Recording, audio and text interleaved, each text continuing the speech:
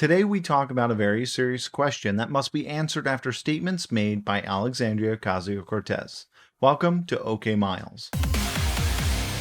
Alexandria Ocasio Cortez came out today and compared Senator Ted Cruz and other representatives who had questions about the election to sexual assault abusers. These folks who tell us to move on, that it's not a big deal, that we should forget what's happened, or even telling us to apologize, these are the same tactics of abusers. And I'm a survivor of sexual assault. This past week,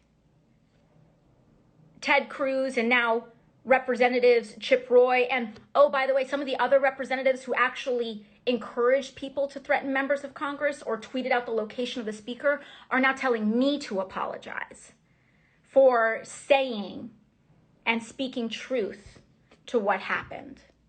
Before I comment further on this topic, I'm going to give you a little bit about my background. During my years on active duty with the Navy, I was a Department of Defense sexual assault victim advocate that was nationally certified. I don't take accusations with a predisposition, regardless of the individual. At the end of the day, we weren't there as an investigator, and we were only there to advocate for the patient. With that being said, it is a sad thing to hear from her that she was a victim. On the other hand, it raises a serious question of if she is seeing a therapist. Because if she is actively impugning the motives of other congressional members and assigning the harm committed to her, in her mind, as perpetrating the offense equating to that of sexual assault, she clearly needs some professional help. I'm not just saying that as someone who doesn't know what the hell I'm talking about. This type of post-traumatic stress that she is facing, if that is the case in which she's confusing elected representatives who voice opposing viewpoints and opinions as her attacker, then this should take precedence over her political ambitions, and she should instead resign to focus on her own mental health. Any layperson should be concerned with a legislator that cannot debate policy with someone on the opposing side without feeling that they are being re-victimized. That is, after all, what she is insinuating, that Senator Cruz is juxtaposed to her attacker. More specifically, that his very existence in the halls of Congress and presenting ideological different viewpoints will cause her to be re-victimized. This is not a revelation made in candor.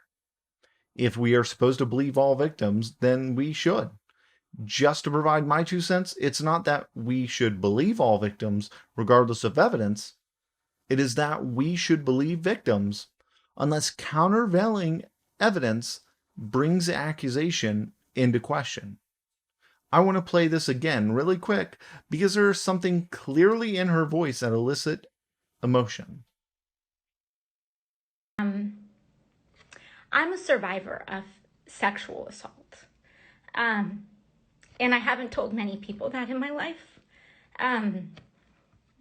But last I checked, she attended Boston University, graduating near the top of her class in international relations. She is not an actor.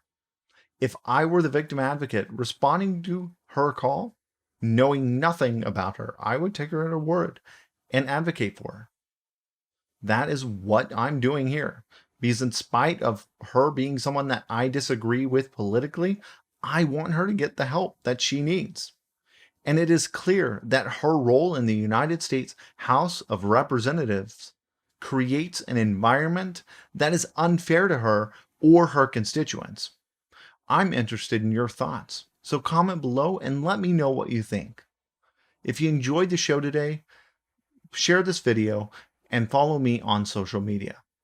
You can also financially support what we do through Patreon. I'm Miles Rahimi. This is OK Miles, and I'll see you back here tomorrow.